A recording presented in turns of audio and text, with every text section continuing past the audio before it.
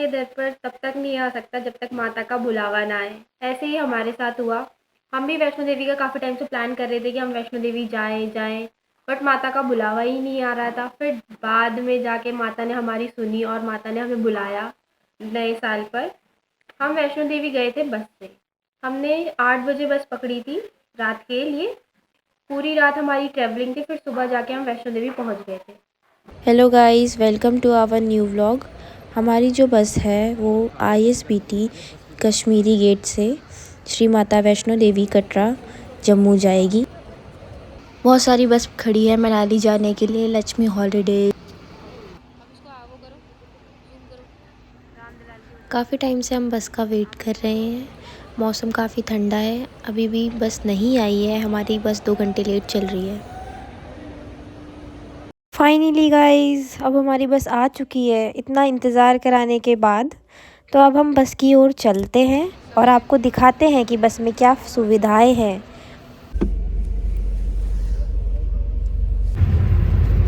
Guys, हम बस के अंदर आ चुके हैं और हमने अपना सामान रख लिया है।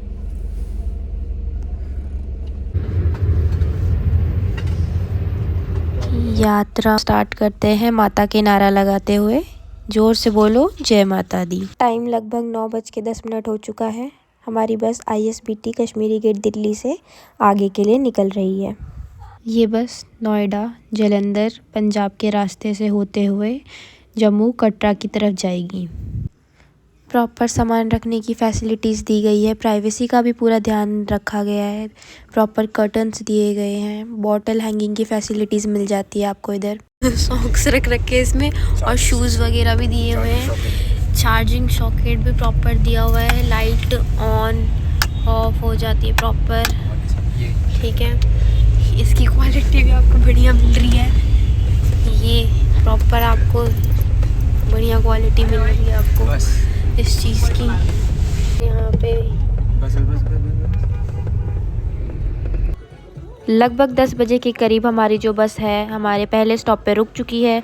न्यू ईयर के टाइम है तो लोगों के बीच में एक अच्छा माहौल बना हुआ है। यहाँ पे लोग डांस वांस कर रहे हैं। ये वेन्यू काफ़ी अच्छा डेकोरेट कर रखा है न्यू ईयर के लिए। उत्सव ढाबे पे हम रुके हैं। चलिए अंदर चलते हैं और आपको अंदर चल के दिखाते हैं कि क्या क्या खाने की चीज़ें अवेलेबल हैं और क्या माहौल है अंदर का।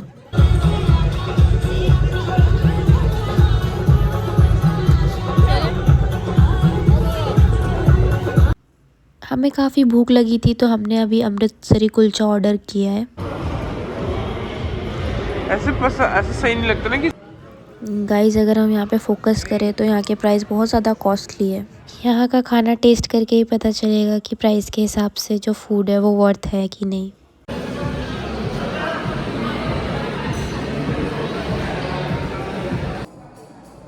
प्राइस के हिसाब से खाना और क्वांटिटी दोनों ही बहुत अच्छी थी। थोड़ा टाइम लगा बनने में बट खाना बहुत ज़्यादा फ्रेश था। बाद में हमने यहाँ पे नूडल्स भी ऑर्डर किए थे बट यहाँ का इंडियन कुजीन ही सबसे बेस्ट है। खाना खा लिया है हमने, अब हम सोने जा रहे हैं। तो मैं आपसे अब कल मिलती हूँ। Good night. जय माता दी दोस्तों। दूसरे दिन की शुरुआत हो चुकी है। लगभग टाइम 6:30 हो रहा है और आप देख सकते हैं कि बाहर कितना फॉग है। ये हमारा सेकंड स्टॉप है। यहाँ पे हमने रुक के चाय वगैरह पी।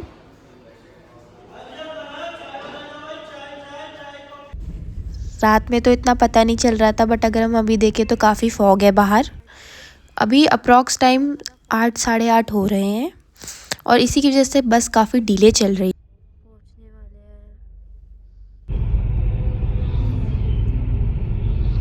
ये सोचो जिसकी आर्मी की पोस्टिंग हो। बड़ी गाय का भूसी बहुत अच्छा आ रहा है। ये लेना है पूरा इस साइड से। ठीक है। अभी हम जम्मू के टोल प्लाजे को क्रॉस कर रहे हैं। यहाँ से कटरा के लिए आगे का जो रास्ता है वो लगभग 1 घंटे का है। इंसान को किसी चीज़ से डर ही ना लगे।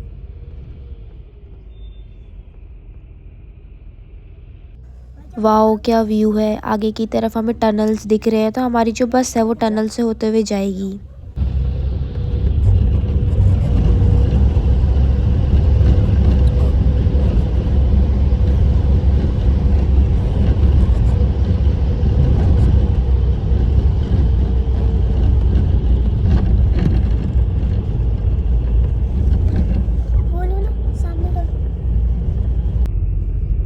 यार मैंने इसको वैसे लेना तो अपनी स्टोरी में तो ज़रूर डालूंगी। ज़्यादा मत बनाए 10।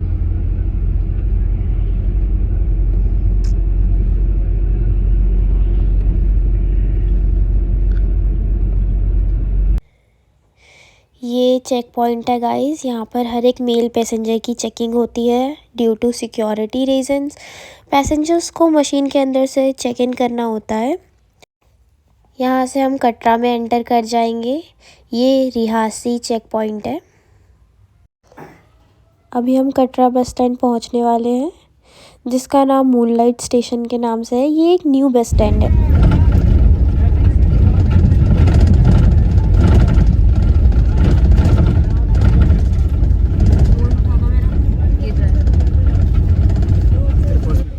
हालांकि बस स्टैंड को देख के ऐसा नहीं लग रहा कि ये कोई बस स्टैंड है, बट इन फ्यूचर इसमें डेवलपमेंट होगी तो फिर देखते हैं। ये बस स्टैंड काफ़ी सही प्लेस पर है, क्योंकि यहाँ से कटरा जो मार्केट है वो बहुत ही क्लोज़ है। यहाँ पर आपको हर एक चीज़ की फैसिलिटी इजीली मिल जाएगी। यहाँ से रेलवे स्टेशन बहुत ही क्लोज़ है। आपको स्टेशन से ही हेलीकॉप्टर की फैसिलिटीज़ मिल जाएगी माता के दर्शन के लिए डायरेक्टली।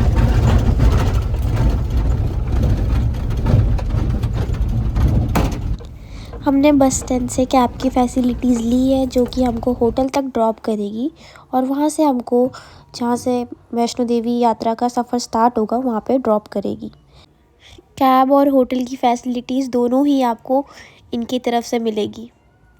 काफ़ी अच्छी पिक एंड ड्रॉप की फ़ैसिलिटीज़ ये आपको दे देते हैं। दर्शन के बाद ये आपको रेलवे स्टेशन या बस स्टैंड तक आपको ड्रॉप कर देते हैं। अभी हम अपने रूम के अंदर आ चुके हैं। ओवरऑल सर्विसेज का जो चार्ज है वो 800 रुपये लगे हैं हमारे।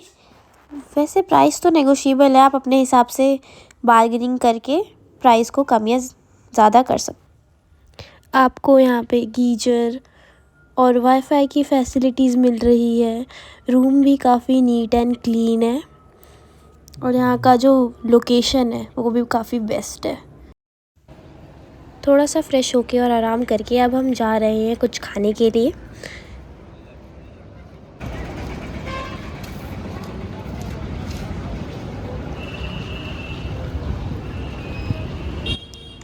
अब हम रोड साइड से कुछ खाने के लिए जा रहे हैं। हमने खाना ऑर्डर कर लिया है।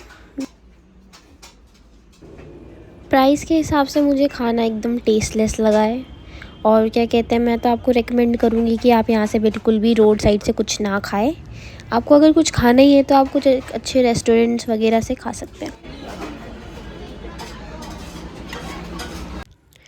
हम थोड़ा सा फ्रेश अप होके नीचे आ गए रेडी होके सफ़र के लिए। आइए अब हम चलते हैं आपको सफ़र की ओर लेके।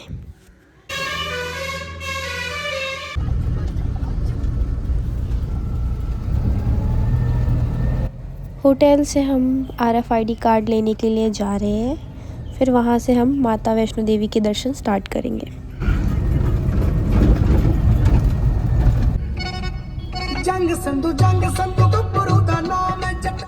अभी हम RFID कार्ड लेने जा रहे हैं, जो कि आपको कटरा मार्केट से इजीली अवेलेबल हो सकता है। अगर आप रेलवे से सफ़र कर रहे हैं तो आप उसे डायरेक्टली रेलवे स्टेशन से ले सकते हैं। अगर आप बस से सफ़र कर रहे हैं तो आप उसको ओल्ड बस स्टैंड के थ्रू ले सकते हैं और इससे भी इजीली आप ऑनलाइन अप्लाई कर सकते हैं कार्ड के लिए।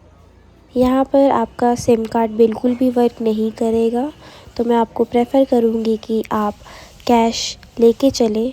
बट अगर आप ऑनलाइन पेमेंट को प्रेफर करते हैं तो आपको यहाँ पे रेंटेड सिम की फैसिलिटीज़ मिल जाएगी।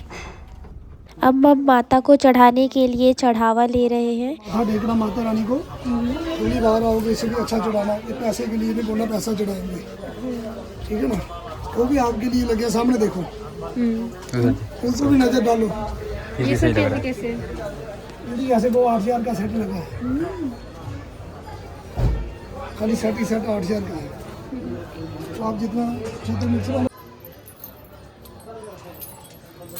गुफा के अंदर जाओगे, लाइन में लगोगे, मतलब ऐसे लेके जाना, ठीक है। आपने चढ़ाना, भैया का हाथ लगाना। ये कंप्लीट है।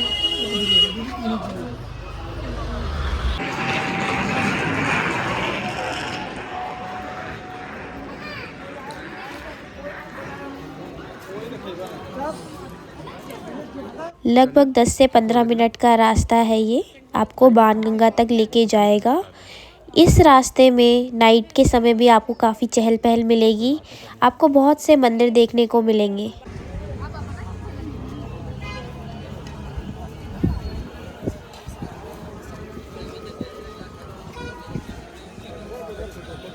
ये बालगंगा चेक पॉइंट है, यहाँ हमारे RFID कार्ड को चेक किया जाता है और यहाँ से हम आगे के लिए अपना सफ़र तय कर रहे हैं।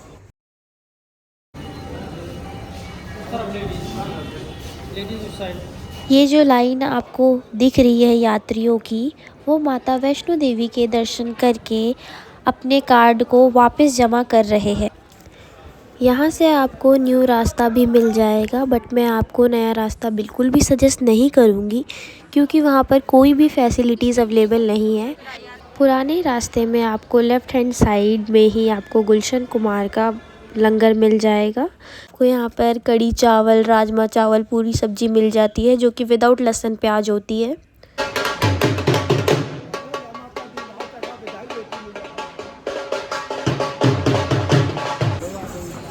आपको पूरे रास्ते में घोड़े, खच्चर, पालकी की फैसिलिटीज़ इजीली मिल जाती है। हेलो गाइस, हम दूर चल के थक गए हैं। अब आगे का सफ़र अभी बहुत ज़्यादा है।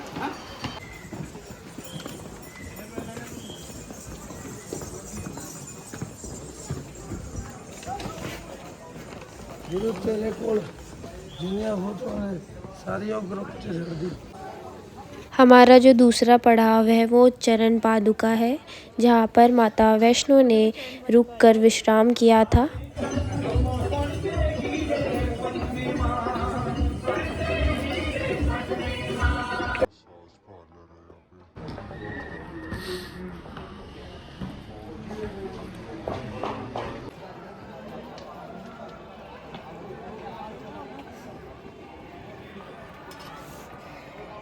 अर्धकुंवारी वो जगह है जहाँ पे पहुँचने के बाद आपका माता के दर्शन के लिए आधा रास्ता कवर हो जाता है। इसके नाम में ही अर्धकुंवारी है, अर्ध मतलब आधा, तो इसका मतलब है कि आधा रास्ता आपका कवर हो गया अगर आप अर्धकुंवारी पहुँच जाते हैं तो।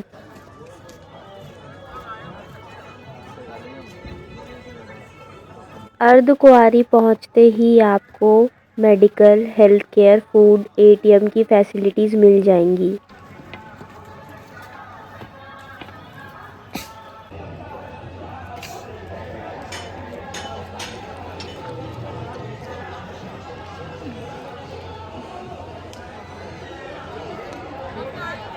यहाँ पे खाने की फैसिलिटीज़ है। इतना चल के हम थक चुके थे तो हमें भूख लगी, तो हमने जलेबी ली जो कि काफ़ी अच्छी है।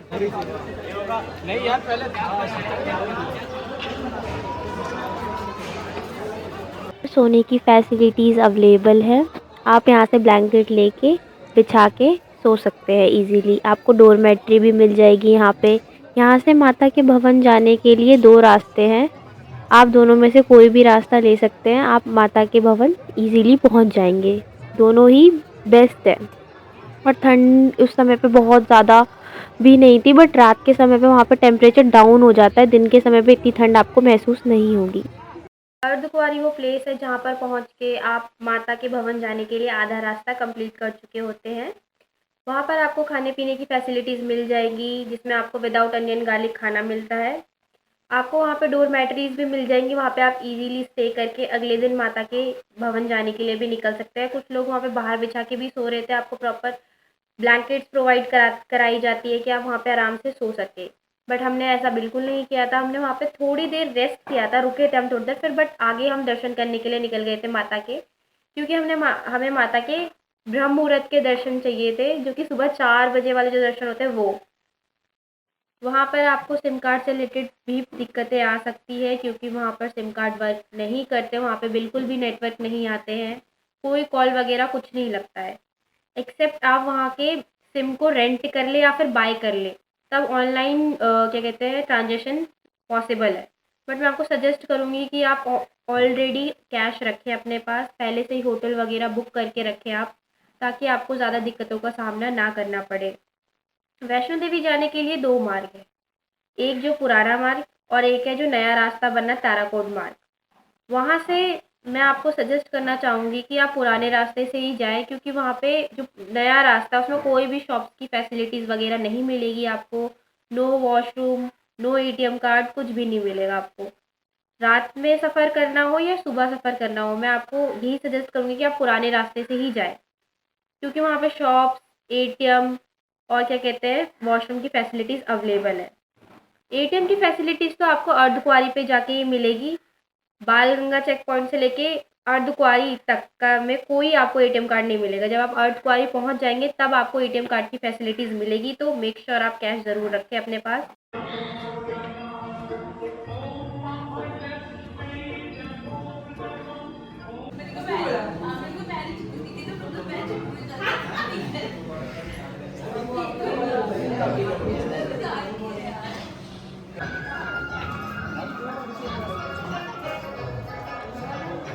फाइनली हमें पहला व्यू दिखा भवन का। इतने चलने के बाद भवन को देखकर इतनी खुशी हुई, जो भी थकावट थी वो सब खत्म हो गई। इतना सुंदर है। भवन को देखते ही हमने माता को प्रणाम किया। अब हम गर्भ गुफा की तरफ चलते हैं माता के दर्शन करने के लिए। उससे पहले आपको अपना पर्स, फ़ोन लॉकर में जमा करा देना होता है, जो कि फ्री ऑफ कॉस्ट होता है। यहाँ पे हमने सुबह 4 बजे ब्रह्म मुहूर्त में माता के दर्शन किए, जो कि बहुत ही अच्छे दर्शन थे, क्योंकि सुबह-सुबह 4 बजे इतनी भीड़ नहीं थी वहाँ पे। और प्रसाद में जो आप बाहर लेंगे पहले से ही, उसमें आपको नारियल चढ़ावा वगैरह जो देते हैं, आपको नारियल भवन से पहले ही बाहर जमा करा देना होता है।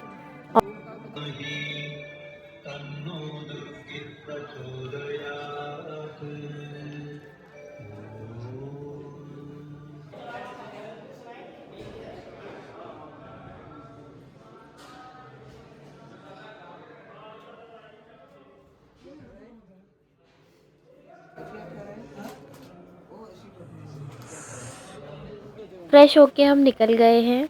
आपको भैरव जी के लिए टिकट एक रात पहले ही ले लेनी चाहिए, क्योंकि सुबह बहुत लंबी लाइन लगी रहती है। हमें तो 1 घंटे बाद टिकट मिला था रोपवे का, 100 रुपीज़ पर पर्सन, वो भी आने जाने दोनों तरफ।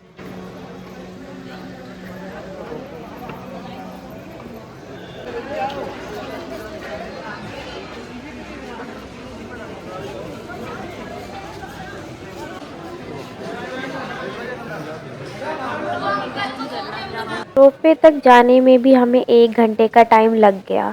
एक बार में सिर्फ 50% ही जा सकते हैं, जो कि आपको सीधा काल भैरव मंदिर तक पहुंचाएगी।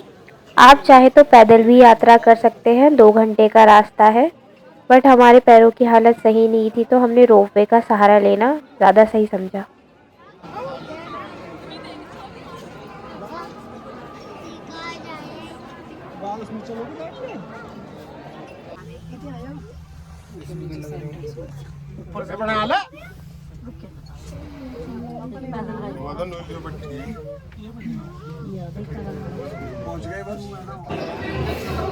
भैरव जी का प्रसाद लेके अब हम दर्शन के लिए आगे चलते हैं। ऐसा कहा जाता है, अगर आप माता वैष्णो देवी के दर्शन करने आए हैं तो काल भैरव जी के दर्शन करना बहुत इम्पोर्टेंट होते हैं, क्योंकि अगर आपने काल भैरव जी के दर्शन नहीं किए तो आपको आपकी यात्रा का फल नहीं मिलता है, आपकी यात्रा कंप्लीट नहीं मानी जाती है। तो इसलिए भी बहुत इम्पोर्टेंट है कि आप काल भैरव जी के दर्शन ज़रूर करें।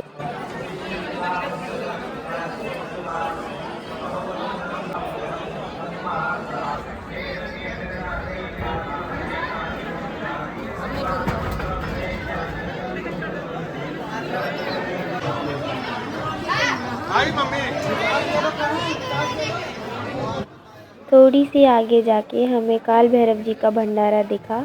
हमने वहाँ भरपेट खाना खाया, दाल चावल और चाय। हमने पूरे रास्ते भंडारा और लंगर ही खाया है। आप जहाँ भी भंडारा खाएं, वहाँ अपनी श्रद्धा अनुसार दान ज़रूर करें। लंगर खा के हम सीधा भवन की तरफ वापस चले गए, और आपको भवन से नीचे जाने के लिए बैटरी रिक्शा की फैसिलिटीज़ मिल जाती है। बट इसका एक टाइम शेड्यूल होता है, बहुत लंबी लाइन लगी रहती है यहाँ पे। इसको आप ऑनलाइन पहले से भी बुक कर सकते हैं, बट हमने पैदल जाने के लिए नए रास्ते को ही चूज़ किया, जो कि ताराकोट मार्ग से होके जाएगा। बट आपको नए रास्ते में कोई भी शॉप की फैसिलिटीज़ नहीं मिलती है।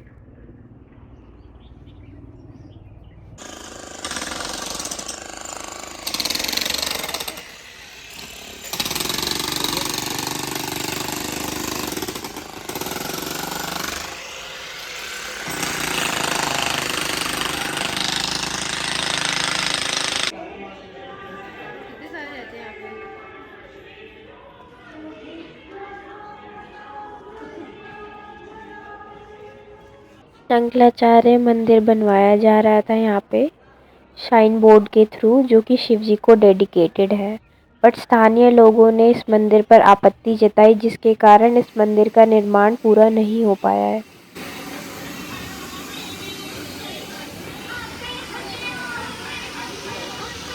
अभी हम ताराकोट मार्ग पहुँच गए हैं। यहाँ पर हमने फिर से लंगर खाया। आगे का रास्ता नीचे जाने के लिए ज़्यादा दूर नहीं है यहाँ से। और यहाँ पर हम अपना RFID कार्ड जमा कराएंगे। यहाँ से आपको ऑटो मिल जाएगी ओल्ड बस स्टैंड जाने के लिए। यहाँ से रास्ता बालगंगा भी जाता है, बट वो पैदल यात्रा के लिए है, सही रहेगा। हमारे पास इतना टाइम नहीं था तो हमने ऑटो किया, क्योंकि हमारी जो बस थी वो रात की थी और होटल भी पहुँचना था हमें।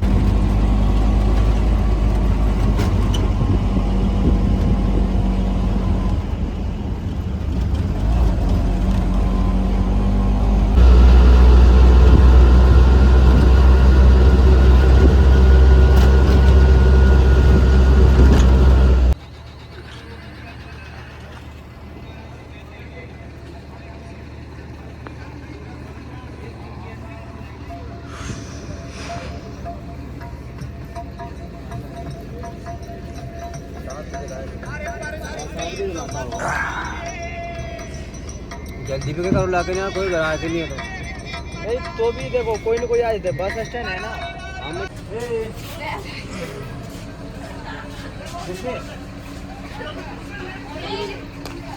रात के 9 बज रहे हैं। हमारी बस रेडी है चलने को। आखिरी में 2 सीट ही अवेलेबल थी। रात का सफ़र है। सुबह हम दिल्ली पहुंच जाएंगे 10 बजे। काफ़ी ठंड हो रही है। थोड़ा बहुत हमने खाने पीने का सामान बाहर से रख लिया था। फ्रेश होके हम अंदर चलते हैं। और हम काफ़ी थके हुए थे पैदल चल के वैष्णो देवी की यात्रा करके, तो हम सीधा जाके सो गए और सीधा हमारी आँख सुबह दिल्ली के ट्रैफिक में ही खुली। बस हमारी ISBT कश्मीरी गेट पहुंच गई थी। हमने बहुत भूख लगी थी तो हम बाहर से कुछ खा लिया। हमने सीधा घर पहुंच गए मेट्रो से। आपको यात्रा कैसी लगी आप ज़रूर बताएं। जय माता दी, राधे राधे। वैष्णो देवी से आने के बाद क्या क्या क्राइटेरिया को आपको किन किन चीज़ों को फॉलो करना पड़ता है, हम उसके बारे में डिस्कस करते हैं। वैष्णो देवी से आने के बाद आपको जो अनियन गार्लिक लहसुन प्याज या फिर ड्रिंक वगैरह करते हैं, उन सब चीज़ों को अवॉइड करना पड़ता है 1 वीक के लिए। वैष्णो देवी से आने के बाद आपको कन्या बिठानी पड़ती है। 9 कन्याओं को खाना खिलाना पड़ता है। और जैसे आप नवरात्र पे खिलाते हैं हलवा पूड़ी सब्जी, विदाउट अनियन गार्लिक होनी चाहिए वो क्योंकि हम ये सब चीज़ें इसलिए करते हैं क्योंकि हम माता को थैंक यू कहना चाहते हैं कि आपने हमें सेफफुली दर्शन की कराए। हम सेफफुली दर्शन करके अपने घर आ गए, सब कुछ बहुत अच्छा था। इन सब चीज़ों के लिए हम माता को थैंक यू करते हैं। तो ये सब चीज़ें बहुत इंपॉर्टेंट होती है कि आप वैष्णो देवी से आने के बाद ये सब चीज़ों को फॉलो करें। जय माता दी।